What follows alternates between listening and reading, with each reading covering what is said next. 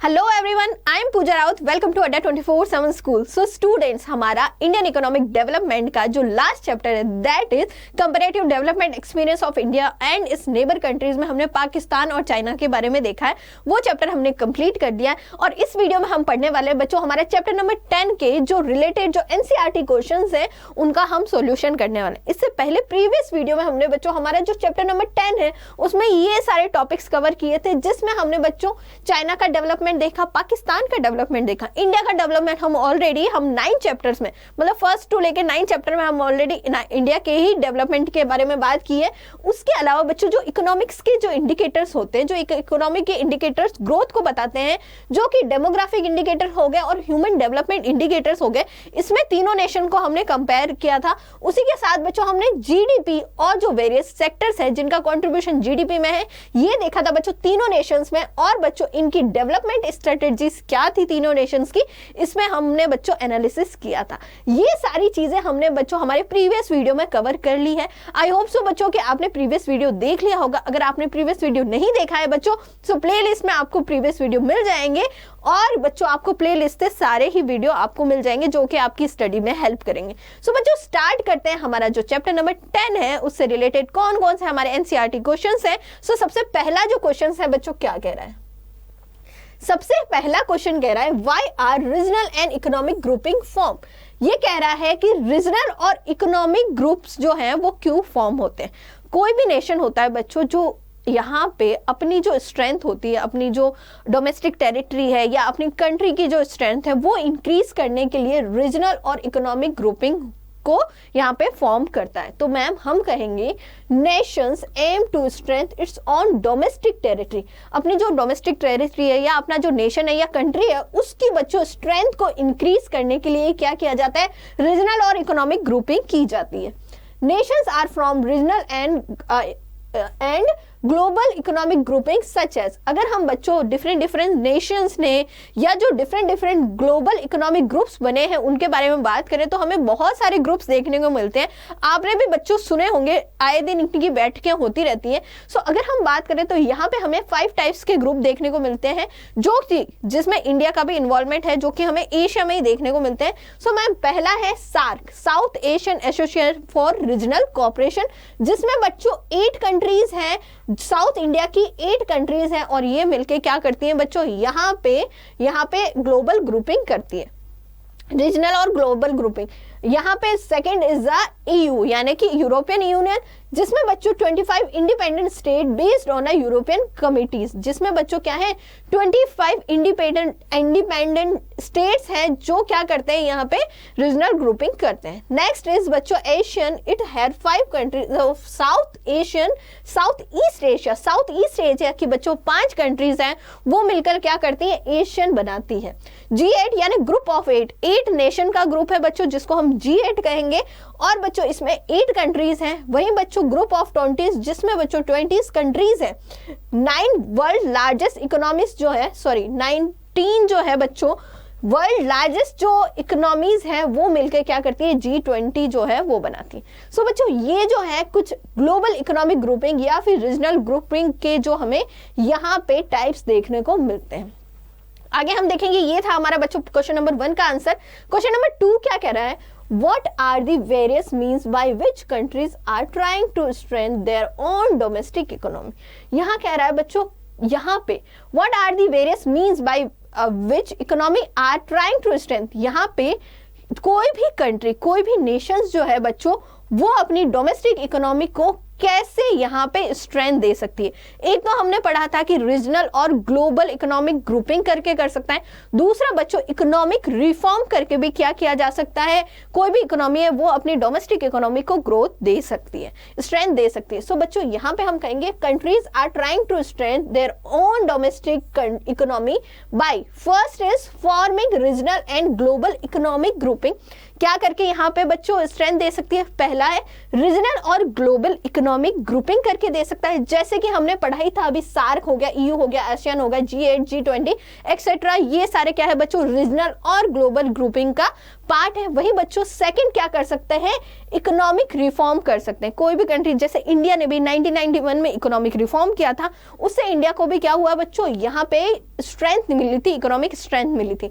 ऐसे बच्चों इन दो से क्या कर सकती है, कोई भी कंट्री इन दो को अडॉप्ट करके क्या कर सकती है, अपने यहाँ पे डोमेस्टिक जो इकोनॉमी है उसमें स्ट्रेंथ दे सकती है। सो बच्चों ये था हमारे क्वेश्चन नंबर 2 का आंसर। अगले क्वेश्चन की तरफ बढ़ते हैं। अगला क्वेश्चन क्या कह रहा है, What similar development strategy have India and Pakistan followed for their respectively development path?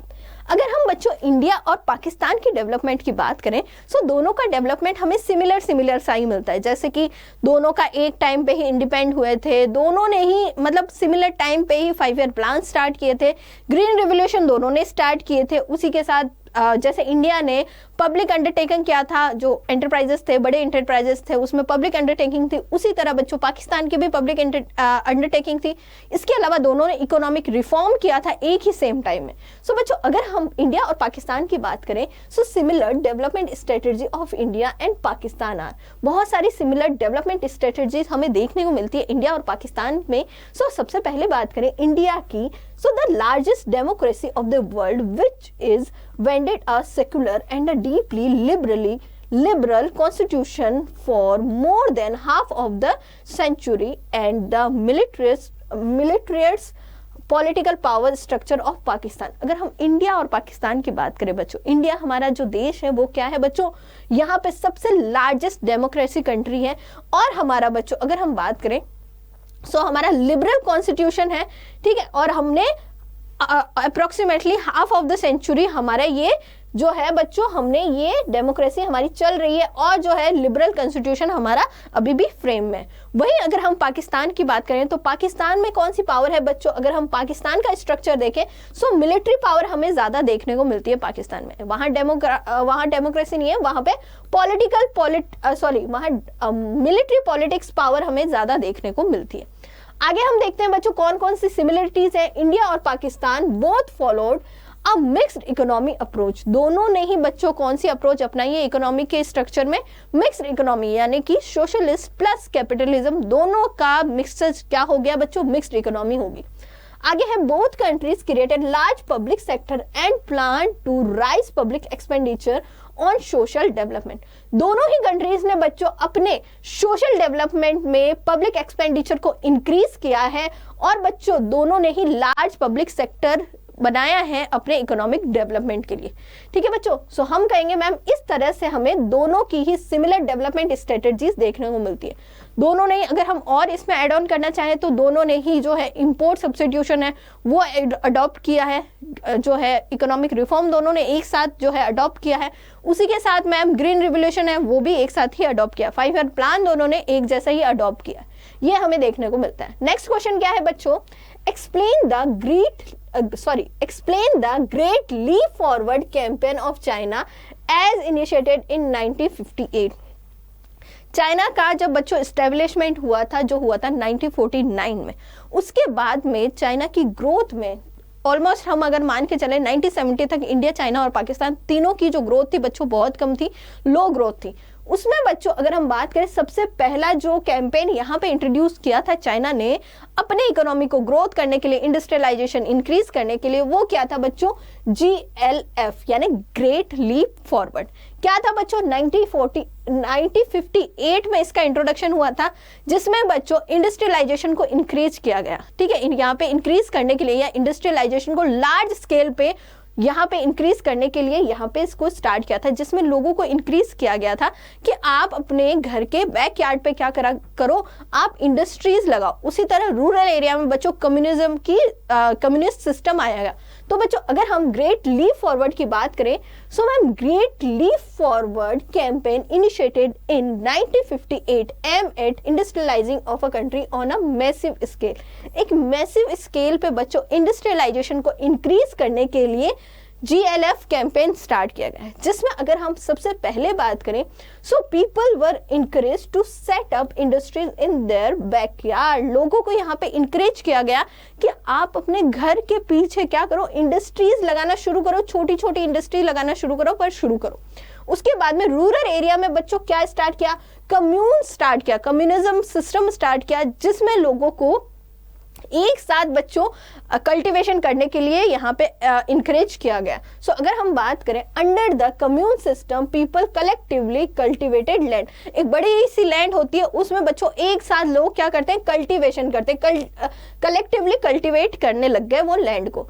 अगर हम बात करें 1958 में there were 26,000 communes cover almost all the farm population, और अगर हम 1958 की बात करें तो ऑलमोस्ट 26,000 जो कम्यून्स थे वो पूरी फार्म लैंड को क्या कर रहे थे, यहाँ पे कवर कर रहे थे और यहाँ पे क्या कर रहे थे, कल्टीवेशन कर रहे थे।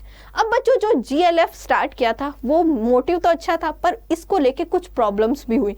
एक ऐसी चीज हुई जिससे कि जो ये GLF था वो पूरी तरह से फेल हो गया। क्या था बच्चों, तो चाइना में बच्चों क्या हुआ था, एक यहाँ पे sewerage draft cause havoc in China, kill all about 30 million people. अगर हम बात करें तो चाइना में बच्चों बहुत ज्यादा सूखा पड़ा था जिससे कि क्या हुआ बच्चों, ऑलमोस्ट चाइना में 30 मिलियन जो पॉपुलेशन थी, वो पीपल थे, वो क्या हो गए थे, वो मर गए थे। इसके अलावा बच्चों चाइना और रशिया में कॉन्फ्लिक्ट होने लग गया। अब रशिया ने अपने कुछ प्रोफेशनल यहाँ पे इंडस्ट्रियलाइजेशन प्रोसेस के लिए भेज रखे थे चाइना। सो रशिया ने जैसे कॉन्फ्लिक्ट स्टार्ट हुआ यहाँ पे फिर से अपने प्रोफेशनल्स बुला लिए, जिससे कि जो इंडस्ट्रियलाइजेशन था वो रुक गया। तो यहाँ पे अगर हम बात करें when Russia had conflict with China, it withdraw its professional who help in the industrialization process। So बच्चों इस तरह से GLF स्टार्ट हुआ था। GLF का क्या एम था हमने देखा। उसके बाद में बच्चों GLF कैंपेन से क्या क्या प्रॉब्लम्स हुई ये हमने देखा, और बच्चों GLF प्रॉब्लम से इंडस्ट्रियलाइजेशन कैसे रुका ये भी हमने देखा, और एग्रीकल्चर पे क्या इम्पैक्ट हुआ था ये भी हमने देखा। सो बच्चों ये था हमारे क्वेश्चन नंबर 4 का आंसर जो कि हमने यहाँ पे देखा। अगले क्वेश्चन की तरफ बढ़ते हैं बच्चों। अगला क्वेश्चन क्या कह रहा है, चाइना's rapid industrial growth can be traced back to its reform in 1978। Do you agree? अगर हम बात करें चाइना की जो रैपिड इंडस्ट्रियल ग्रोथ है बच्चों, अगर हम उसको ट्रेस करें, ठीक है, अगर हम trace to its reform in 1978 से अगर हम उसको ट्रेस करें जो कि इकोनॉमिक रिफॉर्म हुआ था, सो हम क्या इससे एग्री हैं। सो यहाँ पे बात करेंगे बच्चों किस तरह से इंडस्ट्रियल रिफॉर्म हुआ था चाइना का, ये देख लेते हैं। सो बच्चों चाइना का जो इंडस्ट्रियल रिफॉर्म स्टार्ट हुआ था वो हुआ था 1978 में।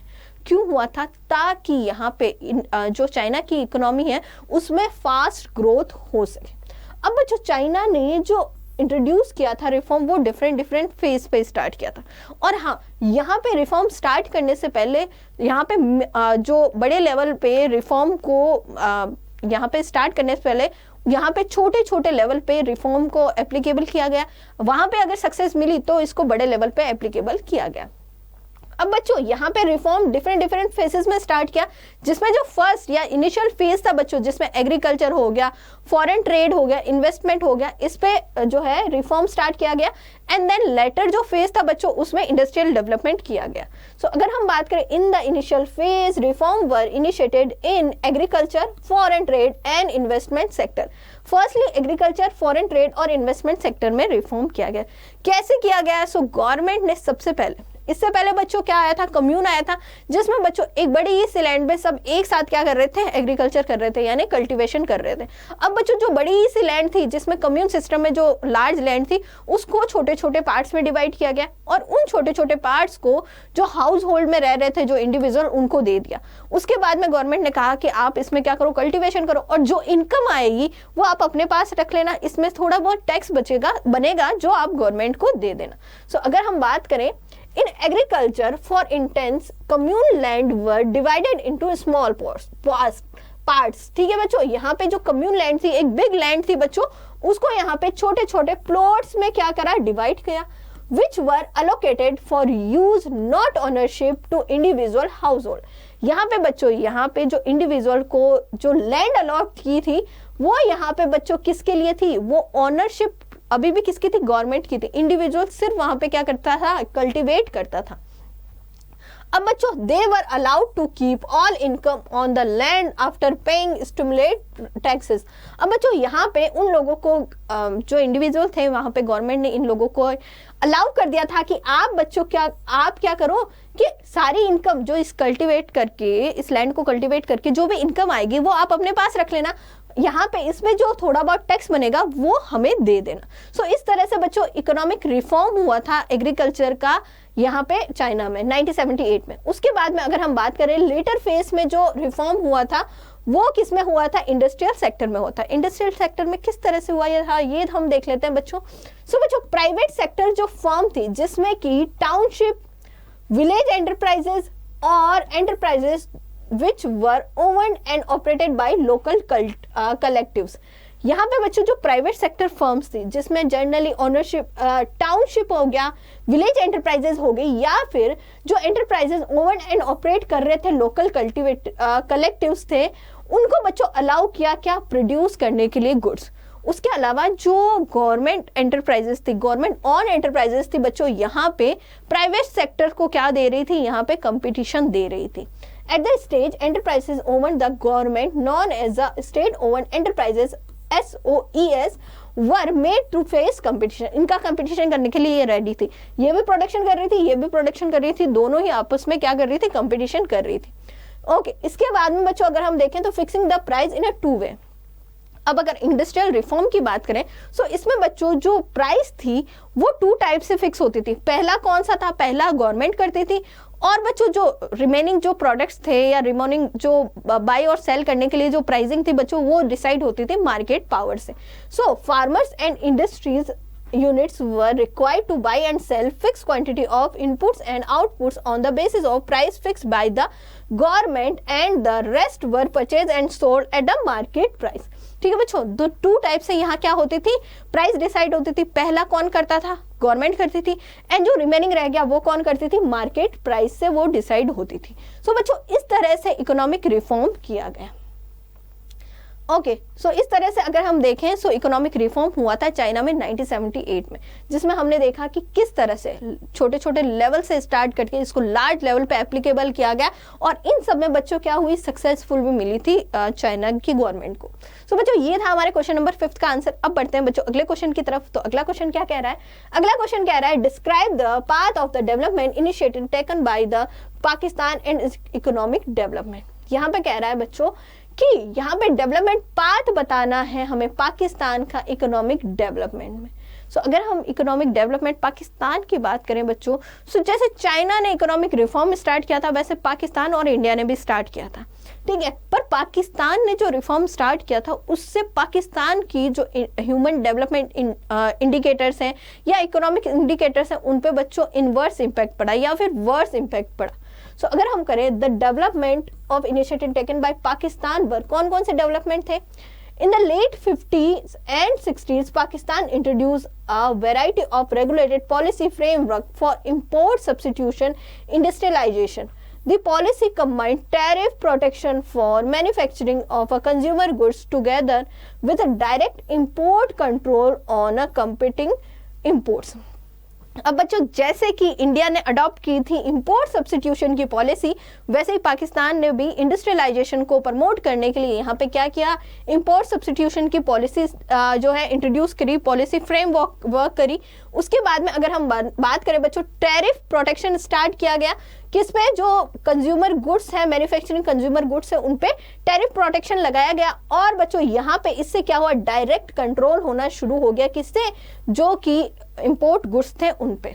उसके अलावा हम बात करें बच्चों the introduction of a green revolution led to mechanise the agriculture, it finally led to rise in the production of a food grain, this change the agrarian structure dramatically. उसके अलावा इंडिया में जैसे कि ग्रीन रिवोल्यूशन स्टार्ट हुआ था वैसे पाकिस्तान में भी क्या किया था बच्चों, ग्रीन रिवोल्यूशन स्टार्ट किया था, जिससे कि क्या हो गया, जो प्रोडक्शन है फूड ग्रेन का वो बच्चों बहुत ही ड्रामेटिकली, उससे क्या हुआ, एग्रीकल्चर में बहुत ही ड्रामेटिकली चेंज हुआ, फूड ग्रेन इंक्रीज हुआ, जिससे कि जो फूड ग्रेन की सप्लाई है वो इंक्रीज हुई, ठीक है बच्चों। सो इस तरह का हमें चेंज देखने को मिलता है पाकिस्तान के डेवलपमेंट में।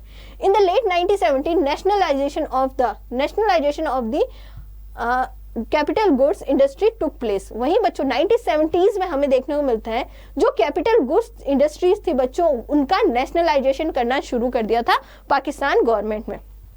In 1988 structural reform were introduced, the thrust area were decentralization and encouragement of a private sector.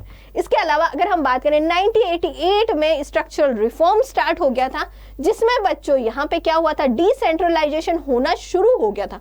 बहुत सारे एरिया हैं जिसमें डिसेंट्रलाइज करना शुरू कर दिया था पाकिस्तान ने। उसके अलावा बच्चों जो प्राइवेट सेक्टर है उनको इंकरेज करना शुरू कर दिया था पाकिस्तान ने। सो इस तरह का जो डेवलपमेंट पाथ था वो हमें देखने को मिलता है पाकिस्तान का। आगे हम देखेंगे बच्चों, Pakistan receive financial support from western nation and remittance from the emigrants to the middle east. It help in a rising economic growth of the country. इसके अलावा पाकिस्तान के पास बच्चों फाइनेंशियल सपोर्ट आना शुरू हो गया, कहाँ से, जो वेस्टर्न कंट्रीज थी वहां से।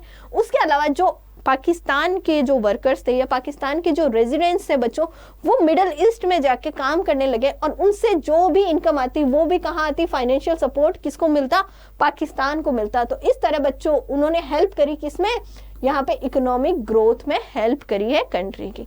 सो बच्चों ये जो है हमें देखने को मिलता है पाकिस्तान के डेवलपमेंट पाथ में। ठीक है बच्चों, सो ये था हमारे क्वेश्चन नंबर 6 का answer.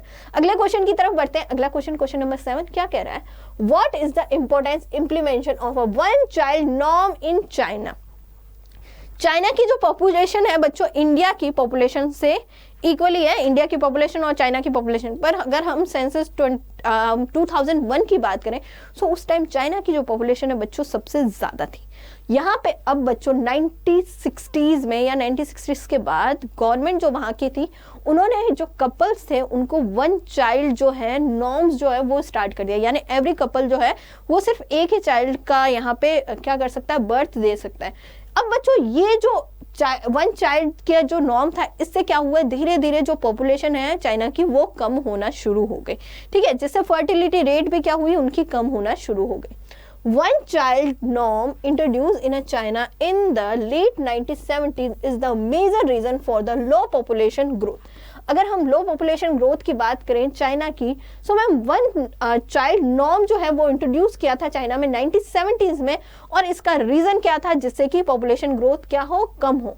It is stated that this measure led to a decline in the sex ratio, that is the proportion of the female per 1000 male. और इससे क्या हुआ अगर हम बात करें तो इससे जो सेक्स रेशो था उसमें भी डिक्लाइन देखने को मिलता है, और उसके साथ साथ फर्टिलिटी रेट भी क्या देखने को मिलती है, कम देखने को मिलती है, ये वन चाइल्ड नॉर्म की वजह से। सो बट मैम यहाँ पे वन चाइल्ड नॉर्म क्या था ये हमने देखा, और इसकी वजह से क्या इम्पैक्ट पड़ा था चाइना पे ये भी हमने देखा।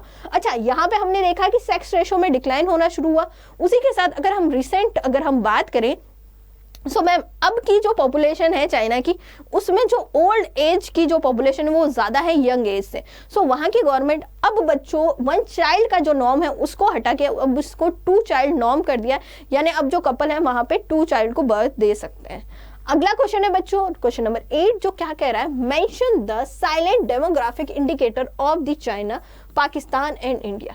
अब बच्चों हमें डेमोग्राफिक इंडिकेटर्स के बारे में बताना है चाइना, पाकिस्तान और इंडिया के बारे में। सो कौन कौन से इंडिकेटर्स है, डेमोग्राफिक पॉपुलेशन हो गया, एनुअल पॉपुलेशन ग्रोथ हो गया, सेक्स रेशो हो गया, अर्बनाइजेशन हो गया, डेंसिटी हो गया, ये सारे डेमोग्राफिक इंडिकेटर्स है। सो इंडिया, चाइना और पाकिस्तान की किस तरह से ये देखते हैं। So, अगर हम बात करें we shall compare some demographic indicator of India, China and Pakistan. So first is population. The population of Pakistan is very small and account for the roughly about 1/10 of the China and India. अगर हम India और China का बच्चों compare करें तो India और China की जो पॉपुलेशन हमें सेम देखने को मिलती है। वहीं अगर हम पाकिस्तान के कंपेयर करें इंडिया और चाइना से, सो पाकिस्तान की पॉपुलेशन बच्चों बहुत कम है, रफली 1/10 जो है पार्ट है बच्चों इंडिया और चाइना की पॉपुलेशन का पाकिस्तान की पॉपुलेशन। ये हमारा पॉपुलेशन फर्स्ट डेमोग्राफिक इंडिकेटर है। Second is through China is the largest nation geographical among the three, its density is the lowest. अगर हम बच्चों डेमोग्राफिक रिप्रेजेंट करें, अगर हम जोग्राफिकल देखें हम चाइना को, तो चाइना का जो एरिया है बच्चों बहुत ज़्यादा है, और इसी की वजह से बच्चों इतनी पॉपुलेशन होते हुए भी चाइना की जो डेंसिटी है हमें सबसे कम देखने को मिलती है, वहीं इंडिया की जो डेंसिटी है बच्चों सबसे ज़्यादा देखने को मिलती है। अगर हम कहें ना इंडिया की डेंसिटी के बारे में, इंडिया की डेंसिटी बच्चों सबसे ज़्यादा है। ठीक है, ये हमारे दो फैक्टर हो गए, दो इंडिकेटर हो गए। पहला is a population, second is a density, third is a the population growth is the highest in Pakistan followed by India and China. अगर हम बच्चों पॉपुलेशन ग्रोथ की बात करें तो सबसे ज्यादा पॉपुलेशन ग्रोथ कौन कर रहा है? चाइना कर रहा है, इंडिया और चाइना के कंपेयर में। One child norm introduced in China in the late 1970s is the major reason for low population growth. अगर हम चाइना की बात करें, पहले चाइना की जो पॉपुलेशन थी वो बहुत ज़्यादा ग्रो कर रही थी, पर जब से बच्चों वन चाइल्ड नॉर्म जो कि 1970 में इंट्रोड्यूस हुआ था, उससे बच्चों जो पॉपुलेशन है चाइना की वो क्या हो गई? उसकी लो ग्रोथ हो गई। They also state that this measure tend to decline in a sex ratio, that is the proportion of a female per 1000 male. वही बच्चों वन चाइल्ड नॉर्म की वजह से चाइना में जो सेक्स रेशो है वो क्या है? डिक्लाइन हो गया। ठीक है, वहां पे 1000 मेल पे कितनी फीमेल्स है ये हमारा क्या बताता है? ये सेक्स रेशो बताता है। और इसी वजह से इंडिया, चाइना और पाकिस्तान तीनों का ही वैसे सेक्स रेशो क्या है? कम ही देखने को मिलता है, पर अब इंडिया का जो है वो अच्छा हो गया बच्चों, अब 1000 जो मेल है उससे ज्यादा फीमेल देखने को मिलती है। आगे हम देखेंगे बच्चों the sex ratio, the sex ratio is a low and a bias against female in all the three countries. There is a strong son preference prevailing in 11 these countries in these country. ठीक है, अगर हम बात करें बच्चों sex ratio के बारे में, जो कि हमारा फोर्थ इंडिकेटर्स है। ठीक है, पॉपुलेशन ग्रोथ हमारी थर्ड इंडिकेटर्स है, fourth is the sex ratio है बच्चों। अगर हम बात करें अगर हम देखें तो तीनों कंट्रीज में ये हमें कम देखने को मिलता है। वो क्यों देखने को मिलता है? क्योंकि बच्चों ये जो तीनों कंट्रीज है वो सन को ज्यादा प्रेफरेंस देती है, एज अ सन चाइल्ड को ज्यादा प्रेफरेंस देती है, इसीलिए बच्चों हमें यहाँ पे गर्ल्स चाइल्ड की जो पॉपुलेशन है वो कम देखने को मिलती है। ठीक है, आगे हम देखेंगे बच्चों the fertility rate is a low in China and very high in Pakistan. अब बच्चों फर्टिलिटी जो रेट है वो लो देखने को मिलती है हमें चाइना की। क्यों देखने को मिलती है? क्योंकि वहां पे वन चाइल्ड नॉर्म है और इसी वजह से बच्चों एक ही चाइल्ड को आप बॉर्न कर सकते हो, सो इसी वजह से वहां पे फर्टिलिटी रेट जो है वो लो है। वहीं बच्चों सबसे हाई जो है पॉपुलेशन ग्रोथ करने वाला कौन है? पाकिस्तान है, इसीलिए फर्टिलिटी जो रेट है वो हाई कहाँ देखने को मिलती है? पाकिस्तान में देखने को मिलती है। अर्बनाइजेशन की बात करें तो अर्बनाइजेशन सबसे ज्यादा देखने को मिलता है हमें चाइना और पाकिस्तान में, वहीं इंडिया में अर्बनाइजेशन बच्चों बहुत ज्यादा कम है। Urbanisation is high in both Pakistan and China, with India having 28% of its people living in urban area. और इंडिया की बात करें तो इंडिया में सिर्फ 28% जो पीपल है बच्चों वो कहाँ रहते हैं? अर्बन एरिया में रहते हैं। वहीं यहाँ पे पाकिस्तान और चाइना के जो लोग हैं वो ज्यादा रहते हैं अर्बन एरिया में। सो बच्चों ये जो डेमोग्राफिक इंडिकेटर्स हैं जो हमें बताते हैं, यहाँ पे इंडिया, चाइना और पाकिस्तान का कंपैरिजन स्टडी हमें बताते हैं demographic as a demographic indicators में। अगला क्वेश्चन है बच्चों क्या कह रहा है? Compare the contrast India and China sectoral contribution toward GDP, what does it indicates. अब बच्चों ये कह रहा है यहाँ पे जो कंट्रीब्यूशन हो रहा है, कंट्रीब्यूशन कर रहा है इंडिया चाइना का जो सेक्टरल कंट्रीब्यूशन है बच्चों जीडीपी में, उसको हमें कंपेयर करना है।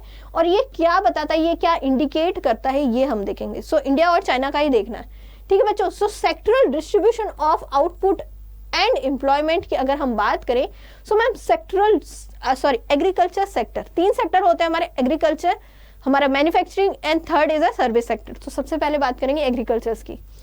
China has more proportion of urban people than India. अगर हम चाइना की बात करें बच्चों, तो चाइना में सिंपल सी बात है कि अर्बन पॉपुलेशन ज्यादा है। अभी अभी हमने देखा है कि चाइना की जो अर्बन पॉपुलेशन है वो ज्यादा है इंडिया के कंपेरिजन में। तो सिंपल सी बात है, जब चाइना की जो अर्बन पॉपुलेशन वो ज्यादा है तो वो एग्रीकल्चर में कम होगी। सो अगर हम बात करें ma'am, so in China the year 2009 with 54% of its workforce engaged in agriculture, it contribute to GDP is 10%। अगर हम डेटा देखें बच्चों, हमारे पास यहाँ पे जो डेटा है वो यहाँ पे अगर हम 2019 की बात करें ईयर 2019 की, वैसे बच्चों आपकी बुक में डेटा चेंज होता रहता है, एवरी ईयर जो है डेटा चेंज होता है। सो बच्चों उसके अकॉर्डिंग आप इसको क्या करना, यहाँ पे मैनेज कर लेना, ठीक है। अगर हम 2009 का डेटा लें, ठीक है, तो हम देखेंगे बच्चों 54% जो पॉपुलेशन है वो इंगेज है किसमें, एग्रीकल्चर में।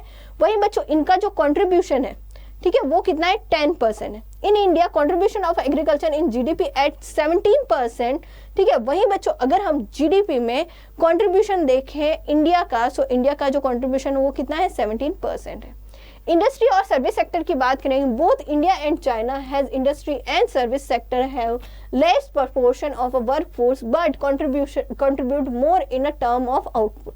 वही बच्चों इंडिया और चाइना जो है वो इंडस्ट्री और सर्विस सेक्टर में क्या है, उसका लेस प्रपोर्शन है, पर अब धीरे धीरे इंक्रीज हो रहा है, वर्कफोर्स है।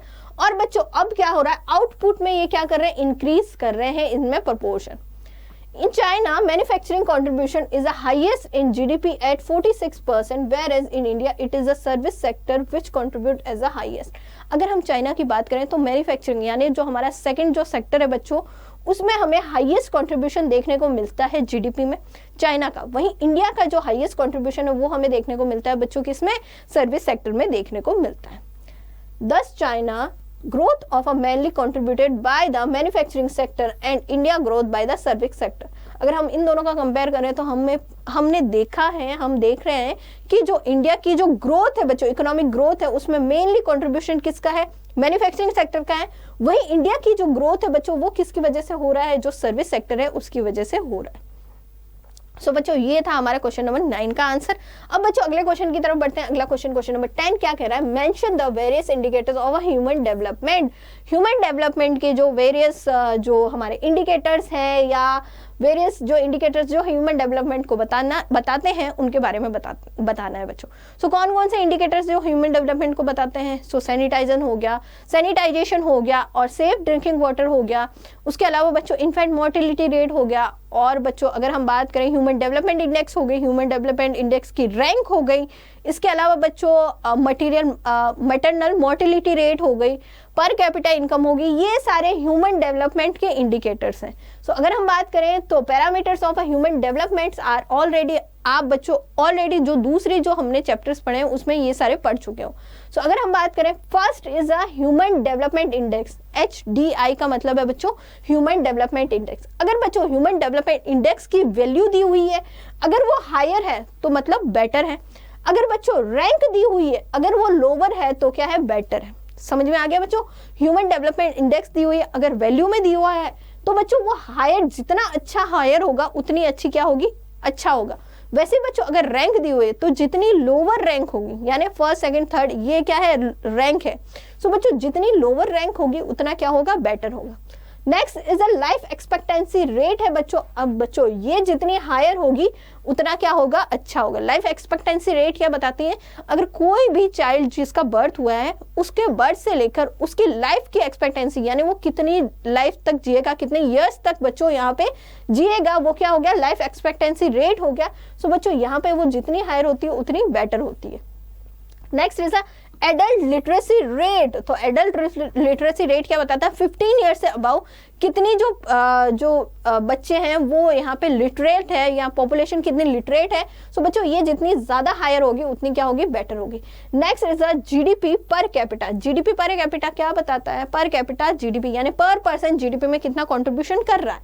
सो बच्चों ये जितना हायर होगा उतना क्या होगा, बेटर होगा।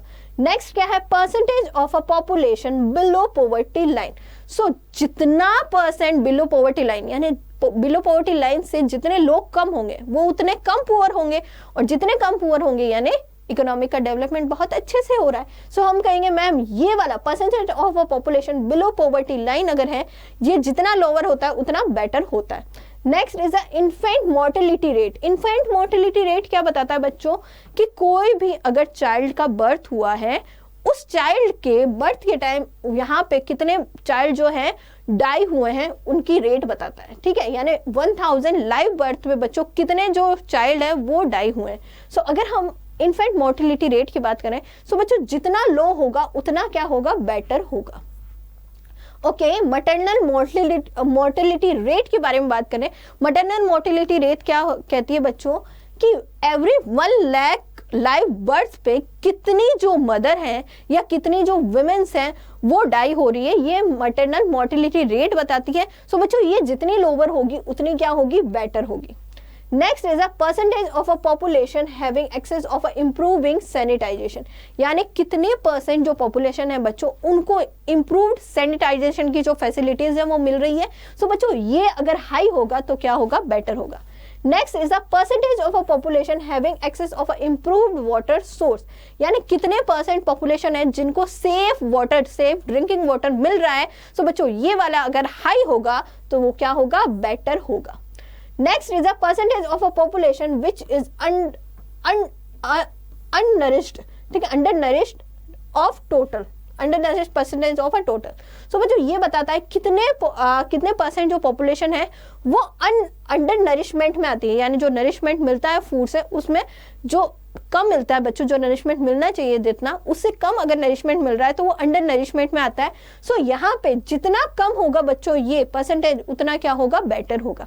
सो बच्चों ये सारे जो इंडिकेटर्स हैं वो क्या बताते हैं, ये सारे ह्यूमन डेवलपमेंट्स के इंडिकेटर्स हैं जो किसी भी कंट्री के या किसी भी इकोनॉमी के डेवलपमेंट को बताते हैं, ह्यूमन डेवलपमेंट को। सो बच्चों ये इस तरह से हम क्या कर सकते हैं, इनको कंपेयर करके निकाल सकते हैं कि किसी भी कंट्री का ह्यूमन डेवलपमेंट कैसा है। और इसी के साथ बच्चों इस चैप्टर में हमने तीनों ही कंट्रीज का हमने कंपेयर किया था।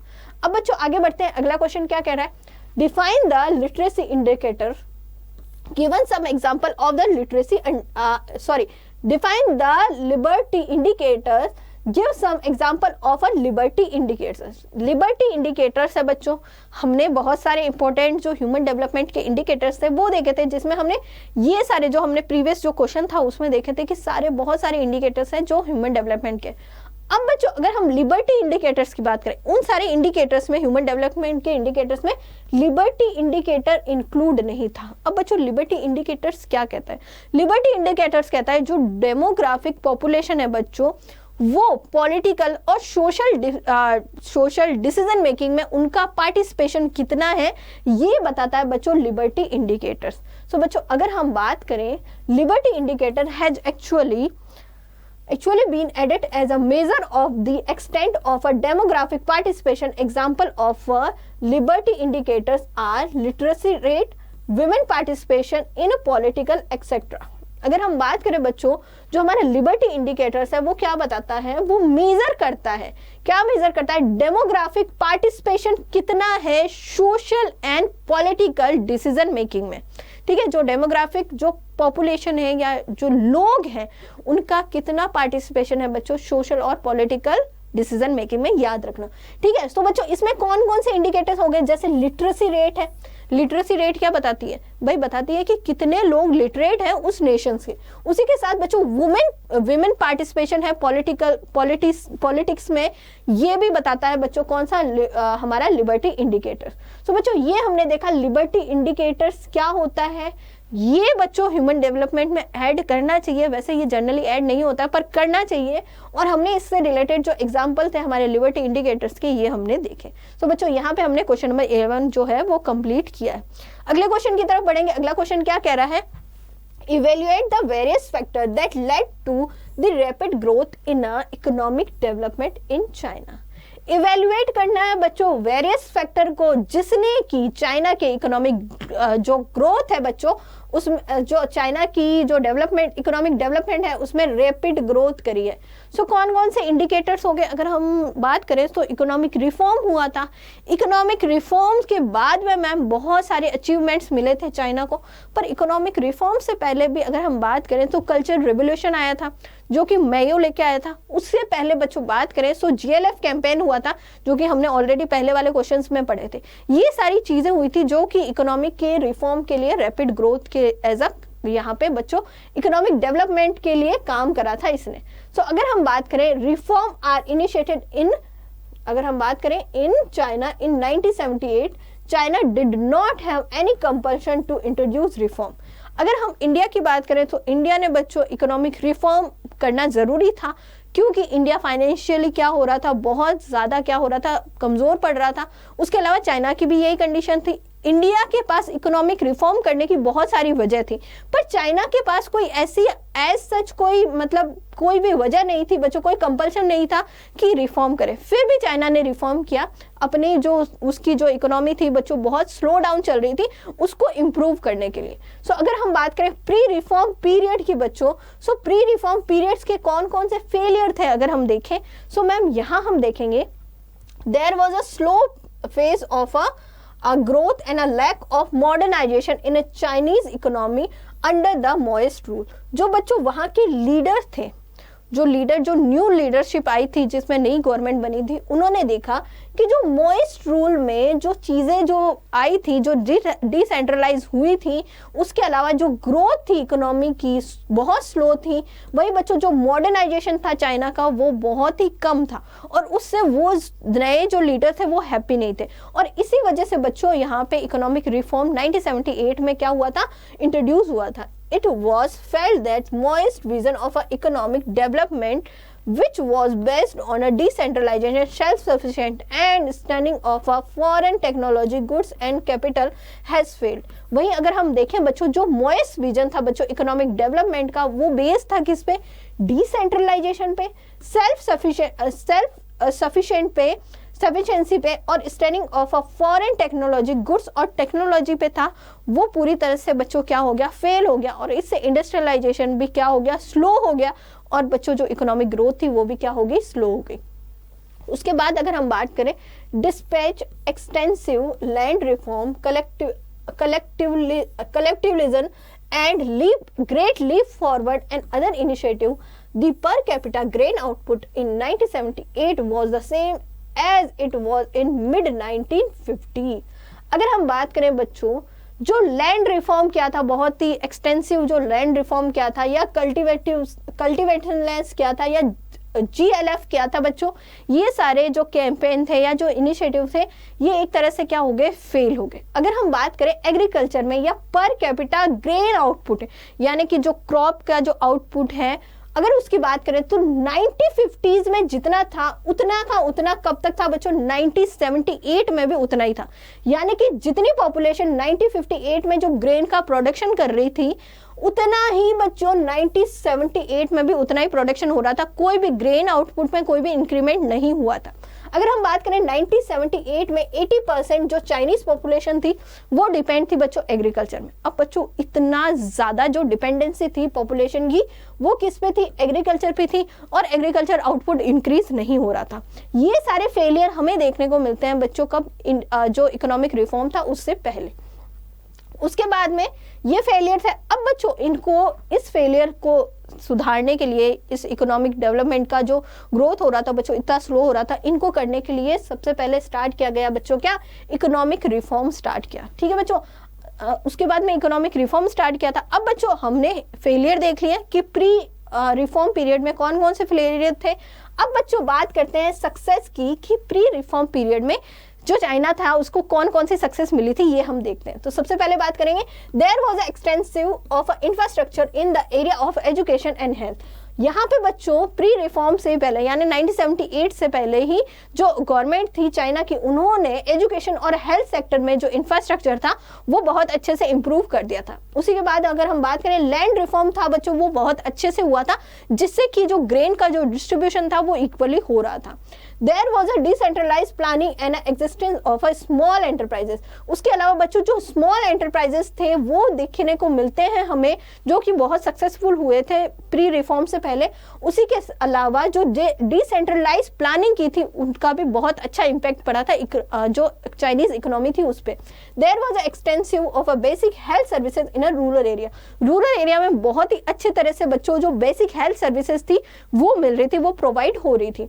Through the commune system there was more equitable distribution of a food grain। और बच्चे जो कम्यून सिस्टम था उसकी वजह से क्या हो रहा था, जो यहाँ पे फूड ग्रेन का जो डिस्ट्रीब्यूशन था वो इक्विटेबल हो रहा था, इक्वली डिस्ट्रीब्यूट हो रहा था। तो ये बच्चों को सक्सेस हमें देखने को मिलती है।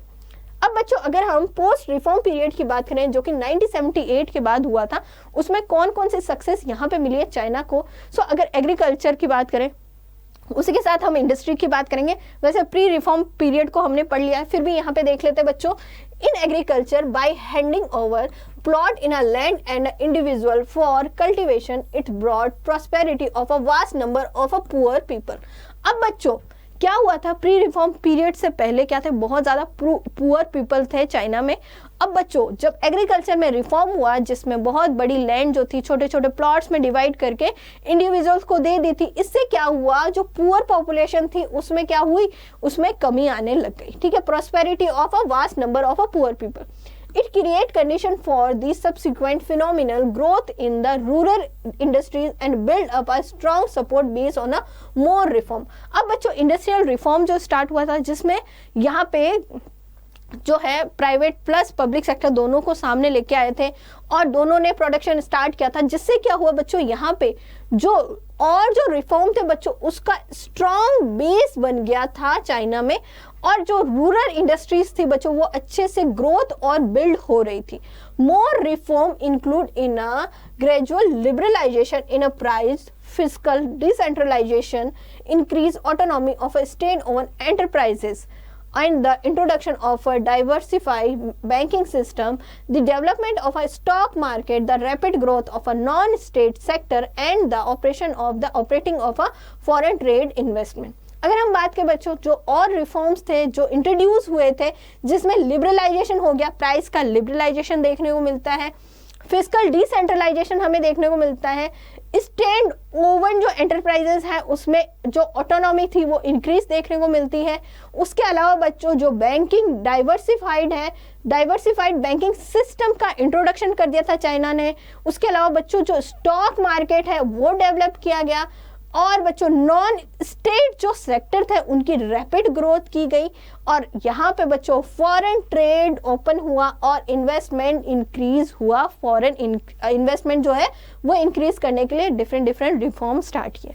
सो बच्चों इस तरह का जो रिफॉर्म था उसका सक्सेसफुल 1978 में जो रिफॉर्म हुआ था, और उसके बाद जो रिफॉर्म हुए थे उसमें सक्सेस क्या क्या मिले थे चाइना को, ये हमने देखा। और बच्चों बहुत अच्छी बात है कि चाइना ने जितने भी रिफॉर्म लगाए थे, जितने भी रिफॉर्म जो है इनिशिएट किए थे, वो सारे सक्सेसफुल रहे, और इससे जो चाइना की इकोनॉमिक ग्रोथ है बच्चों वो बहुत ही अच्छी इंक्रीज हुई। अभी भी अगर हम बात करें इंडिया और पाकिस्तान के कंपेरिजन में चाइना की जो ग्रोथ है बच्चों वो बहुत हाई लेवल पे है। आगे हम देखते हैं बच्चों, इसी में the restructuring the economy and resulting efficiency gains have contributed to the more than 10-fold increase in a GDP since 1978, measure on the purchasing power party PPP base. China in 2005 stood at the second largest economy in the world after then USA. अगर हम बात करें ma'am इन सब reform के successful होने से क्या हुआ, जो रिस्ट्रक्चरिंग था बच्चों इकोनॉमी का, वो रिस्ट्रक्चर हुआ, जो स्ट्रक्चर था उसको रिस्ट्रक्चर किया गया इकोनॉमी का। ठीक है, इससे जो एफिशिएंट गेन हुआ बच्चों यहाँ पे इकोनॉमी में, और इससे बच्चों जीडीपी में बच्चों क्या हुआ, बहुत ज्यादा इंक्रीमेंट देखने को मिलता है हमें यहाँ पे 1978 में। और बच्चों इसका जो मेजर है, major on a purchasing power parties है, उसके बेसिस पे देखने को मिलता है। अगर हम चाइना का 2005 का डेवलपमेंट देखें, अगर इकोनॉमिक ग्रोथ देखें, जीडीपी की बात करें, सो यहाँ पे यूएस के बाद में चाइना जो है बच्चों सेकंड लार्जेस्ट इकोनॉमी बन गई थी, सेकंड लार्जेस्ट डेवलप्ड इकोनॉमी हमें बनी हुई देखने को मिलती है, किसकी, चाइना की। सो बच्चों इस तरह का डेवलपमेंट हमें देखने को मिलता है प्री और पोस्ट रिफॉर्म में, जिसमें हमने प्री रिफॉर्म के क्या क्या फेलियर थे, सक्सेस थे जो हमने देखे, और पोस्ट रिफॉर्म के क्या क्या सक्सेस थे हमने देखे। ठीक है बच्चों, okay. China economic growth as a major in a term of GDP on an average of a 10.9 per year in economic size, China is surpassed today only by the US, Japan, Germany and France. अगर हम बात करें China इस economic growth की बच्चों, सो GDP की बात करते हैं 2005 की, सो वहां पे बच्चों हमें 10.9 पर ईयर की जीडीपी की एवरेज ग्रोथ देखने को मिलती है चाइना की। और बच्चों जो इकोनॉमिक साइज है जिससे चाइना ने सरप्राइज कर दिया है यूएस, जापान, जर्मनी और फ्रांस को, क्योंकि उसका डेवलपमेंट जो है इतने अच्छे तरीके से हो रहा है। ये सारा डेवलपमेंट देखने को मिलता है। If its present growth trend continue, China is like to be the world largest economic power by the major by the year 2025। यहाँ पे बच्चों कुछ इकोनॉमिस्ट ने ये भी बच्चों कहा है कि अगर चाइना इसी तरह से ग्रोथ करती रहे, जैसे प्रेजेंटली जो ग्रोथ कर रही है इसी तरह से ग्रोथ करती रहे चाइनीज इकोनॉमी, सो बच्चों यहाँ पे जो है लार्जेस्ट, वर्ल्ड की लार्जेस्ट इकोनॉमी बन जाएगी 2025 तक। जो चाइना है जो वर्ल्ड की लार्जेस्ट इकोनॉमी बन जाएगी। ठीक है बच्चों, China had success when it's enforced one child norm in 1979. The low population growth in China can be attribute of its one factor. वही बच्चों अगर हम चाइना के सक्सेस की बात करें तो यहाँ पे चाइना ने अपने सक्सेस के लिए क्या किया, वन चाइल्ड नॉर्म जो कि 1979 में जो है इनिशिएट किया था, जिससे बच्चों चाइना की लो पॉपुलेशन ग्रोथ हुई है और बच्चों इससे इकोनॉमिक डेवलपमेंट बहुत अच्छी तरह से हुआ है। Thus China structural reform introduced in 1978 in a phased manner offer various lesson from its success story. वही बच्चों अगर हम चाइना का जो रिफॉर्म देखें 1978 में जो हुआ था वो डिफरेंट फेजेस में हुआ था और जिससे बच्चों हमें उसकी सक्सेस की स्टोरी का पता चलता है। ठीक है बच्चों, सो इस तरह का डेवलपमेंट हमें चाइना का देखने को मिलता है, हमें रिफॉर्म से जो सक्सेसफुल मिली है चाइना को। अब बच्चों नेक्स्ट क्वेश्चन है, क्या कह रहा है? नेक्स्ट क्वेश्चन कह रहा है group the following feature permitting to the economic for the India of India, China and Pakistan under 3 heads. Okay बच्चों, यहाँ पे दे रखा है बच्चों, यहाँ पे कुछ फीचर्स हैं जिसने कौन कौन सी कंट्री ने कौन कौन से जो है नॉर्म्स जो है या कौन कौन सी कंट्री ने क्या क्या एप्लीकेबल किया है उनके बारे में बताना है। सो क्या बता रहा है बच्चों? सो सबसे पहला जो है वो है वन चाइल्ड नॉर्म। तो बच्चों अगर हम बात करें वन चाइल्ड नॉर्म का जो फीचर है हमें कौन सी इकोनॉमी में देखने को मिलता है, सो हम कहेंगे मैम हमें चाइना में देखने को मिलता है। ठीक है, next is a low fertility rate. तो मैंने ये बात पहले भी कही है बच्चों कि जब चाइना ने वन चाइल्ड नॉर्म जो है वो क्या करा है बच्चों, इनिशिएट करा है, वो एप्लीकेबल करा है, तो वहां की फर्टिलिटी रेट भी क्या होगी, लो होगी। सो लो फर्टिलिटी रेट हमें कहां देखने को मिलती है, चाइना में देखने को मिलती है। Okay, next is a high degree of urbanisation. High degree of urbanisation अगर हम कंपेयर करें तीनों नेशंस का तो सबसे ज्यादा किसका है, चाइना और पाकिस्तान का। इंडिया का सबसे कम है, China and Pakistan.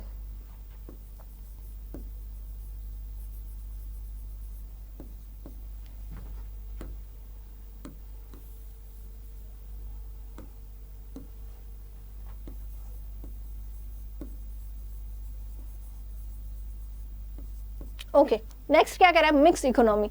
Mix economy हमें कहां देखने को मिलती है, इंडिया और पाकिस्तान में।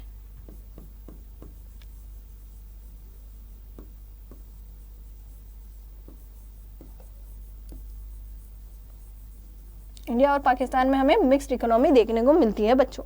Next is a very high fertility rate. अभी अभी क्वेश्चन में आगे आया था, वेरी हाई फर्टिलिटी रेट कहाँ होगी, जहां पॉपुलेशन ग्रोथ बहुत ज्यादा तेज होगी। सो मैम हमें कहाँ देखने को मिलती है, हमें पाकिस्तान में देखने को मिलती है।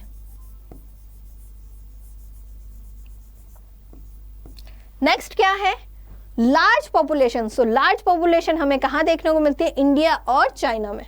सो लार्ज पॉपुलेशन में हम कहेंगे क्या है, इंडिया एंड चाइना।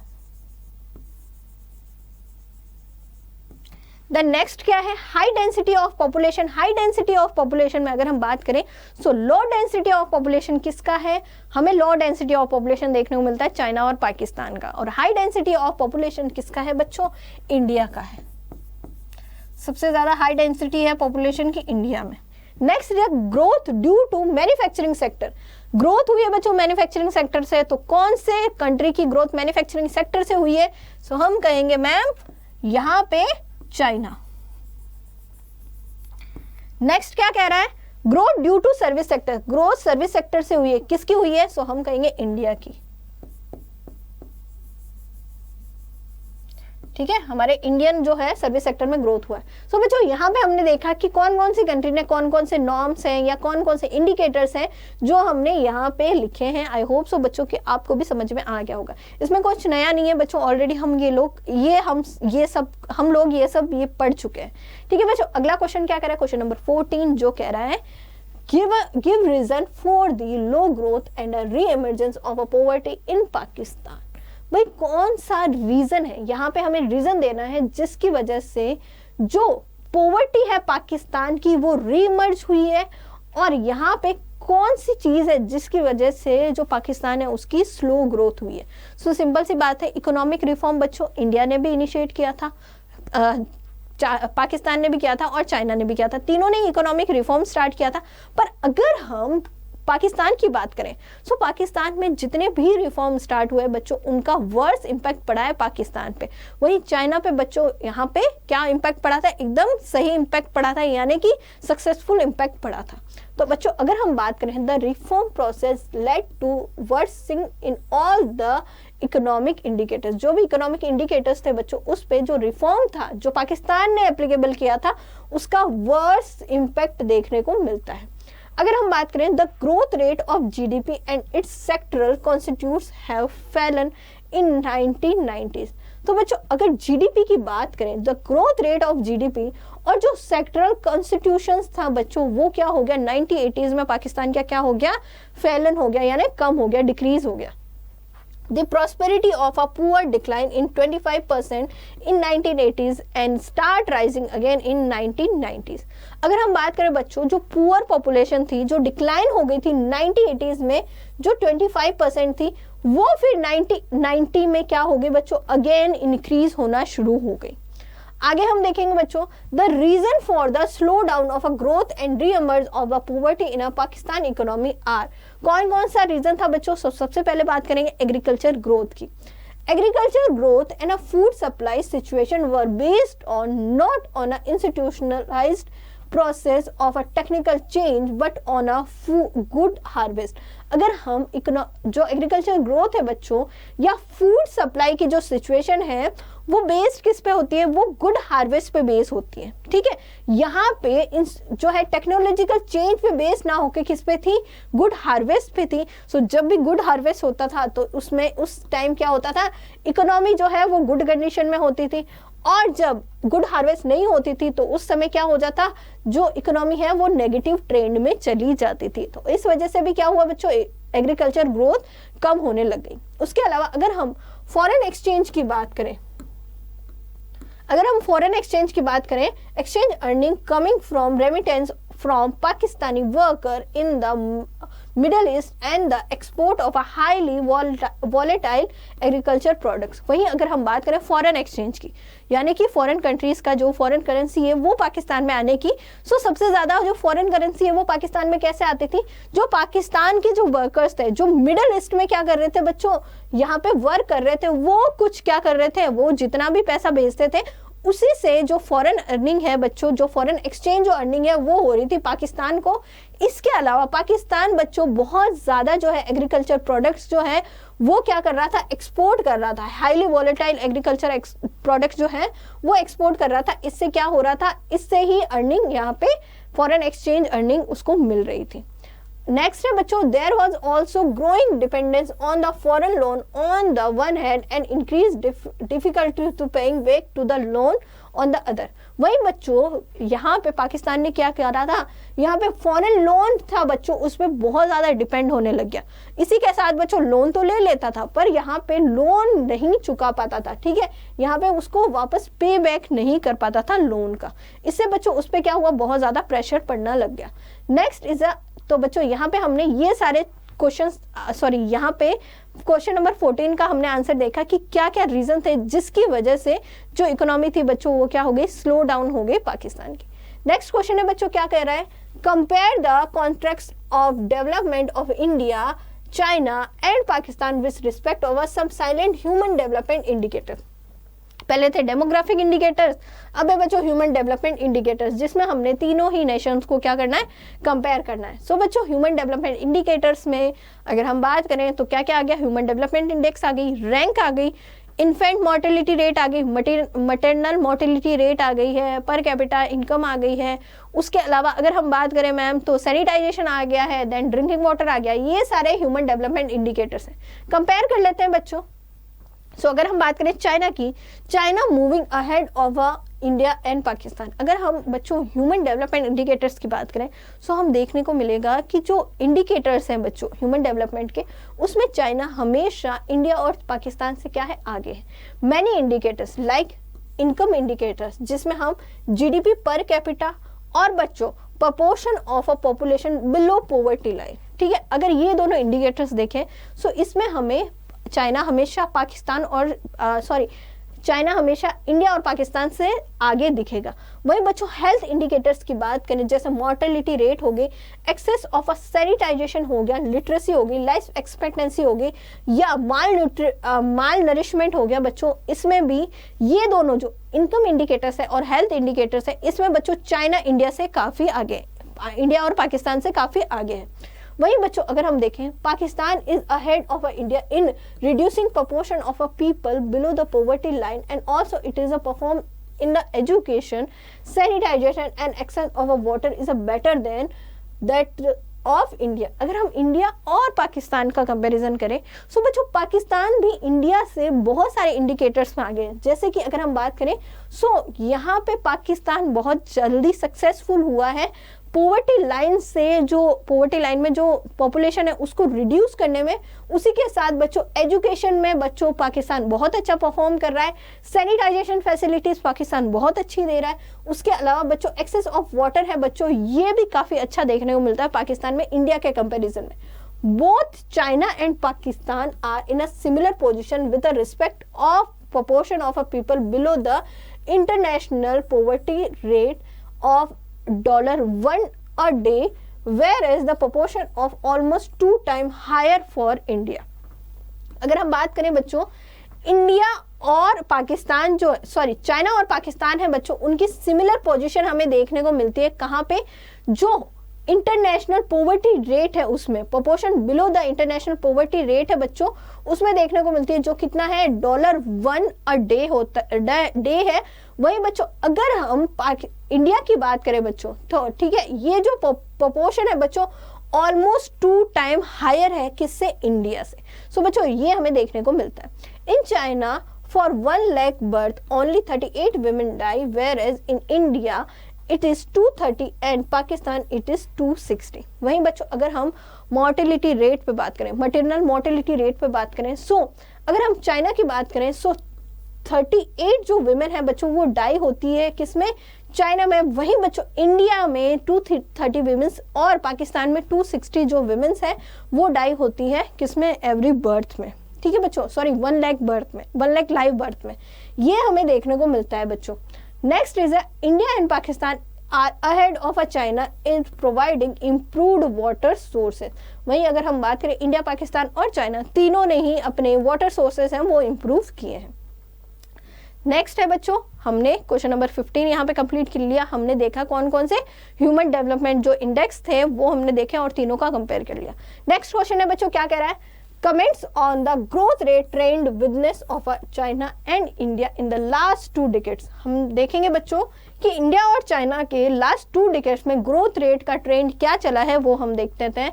सो बच्चों अगर हम बात करें growth of a gross domestic product, अगर परसेंट में बात करें 1980s से 2009 की बात करें, in 1980s China had remarkable growth rate of 10.3% where India was finding it difficult to maintain in a growth rate of even 5%। अगर हम बात करें बच्चों 1980s की, सो 1980s में चाइना की जो जीडीपी में ग्रोथ रेट थी बच्चों वो थी 10.3%। वही इंडिया की जो ग्रोथ रेट थी बच्चों वो कितनी थी, सिर्फ 5% थी, यानी हाफ थी चाइना की ग्रोथ रेट से। After 2 decades there were marginal improvement in the India and China's growth rate। वहीं बच्चों अगर हम बात करें इंडिया और चाइना की जो ग्रोथ रेट है इनमें हमें इम्प्रूवमेंट देखने को मिलता है। ठीक है बच्चों, सो इस तरह का जो ग्रोथ रेट का ट्रेंड है हमें देखने को मिलता है लास्ट 2 डिकेड्स में। ठीक है बच्चों, मैंने 2009 का डेटा लिया, अब 2019 का भी डेटा ले सकते हो बच्चों। ठीक है, ओके बच्चों। नेक्स्ट क्वेश्चन है बच्चों, क्या कह रहा है, लास्ट क्वेश्चन है, क्या कह रहा है, फिल इन द ब्लैंक। ठीक है, यहाँ पे बच्चों हमें फिल इन द ब्लैंक करना है। क्या कह रहा है, first is a first 5 year plan of chemist in the year 1956। First 5 year plan बच्चों कौन सी कंट्री ने जो है कमेंट्स किया था 1956 में, पाकिस्तान या चाइना? तो अगर हम बात करेंगे सो यहां पे बच्चों आंसर क्या आएगा, पाकिस्तान।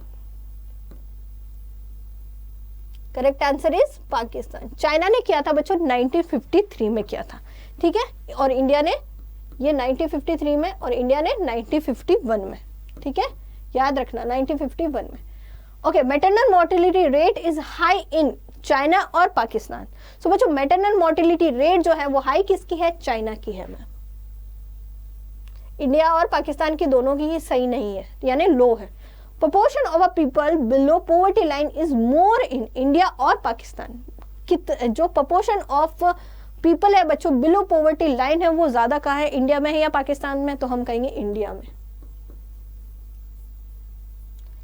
नेक्स्ट है बच्चों, reform in were introduce in 1978 India और पाकिस्तान। सो बच्चों सॉरी चाइना और पाकिस्तान, तो बच्चों कहेंगे 1978 में किसका रिफॉर्म हुआ था? तो कहेंगे चाइना का रिफॉर्म हुआ था।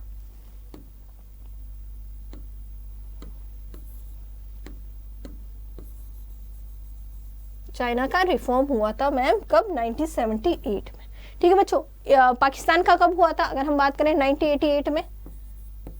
एंड इंडिया का कब हुआ था? इंडिया का 1991 में। ठीक है बच्चों, सो ये था हमारे क्वेश्चन नंबर 17 का आंसर। सो बच्चों आज हमने इंडियन इकोनॉमिक डेवलपमेंट का जो हमारा लास्ट चैप्टर था 10th चैप्टर, जिसमें हमने कंपैरेटिव एनालिसिस किया था इंडिया, चाइना और पाकिस्तान सा, उससे रिलेटेड जो हमारे एनसीईआरटी क्वेश्चन थे वो हमने कंप्लीट किया। आई होप सो बच्चों कि आपको समझ में आए होंगे। Thank you.